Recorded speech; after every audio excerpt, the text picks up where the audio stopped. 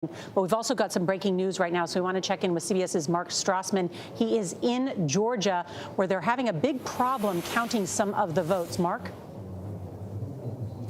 Nora, this is an election return watch party here on the edge of Atlanta. These are mostly excited Democrats because when's the last time Georgia thought of itself as a battleground state? After a record early returns and essentially a day of problem-free voting, there is now a hitch in the tabulation of votes. I'm standing in Fulton County. Fulton County includes a chunk of Atlanta. Downtown Atlanta is State Farm Arena, where the Atlanta Hawks play. They are tabulating the absentee ballots of Fulton County, Georgia's most populous county. A water pipe has broken inside the arena. They had counted 86,000 absentee ballots. We don't know how many more they have yet to tabulate, but all the tabulation of those ballots has now stopped. We're told by election officials they may not finish tabulating those votes for a day or two. So depending how close the rest of the state is, we may not know the result of this critical battleground state for another day or two. That is because, again, a water pipe has broken in State Farm Arena. State Farm Arena is where they were counting the absentee ballots of Georgia's most populous county, and now that tabulation has stopped. Whoa. Big development here. But Mark, do you know how many ballots we're talking about? What that means? We don't know. We've asked that question, Gail, and we haven't got an answer for that yet.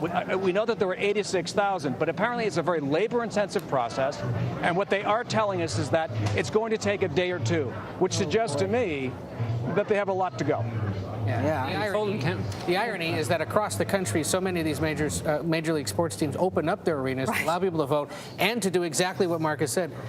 Tabulate them in a big open space so they could be done quickly, but nobody accounted for the plumbing, I guess. I was going to say, I'm no plumber, but maybe because it hasn't been used lately. It's not up and ready for the big turnout today. And just to put this in perspective, Fulton County is a very, very Democratic county. Hillary Clinton won it by 40 points.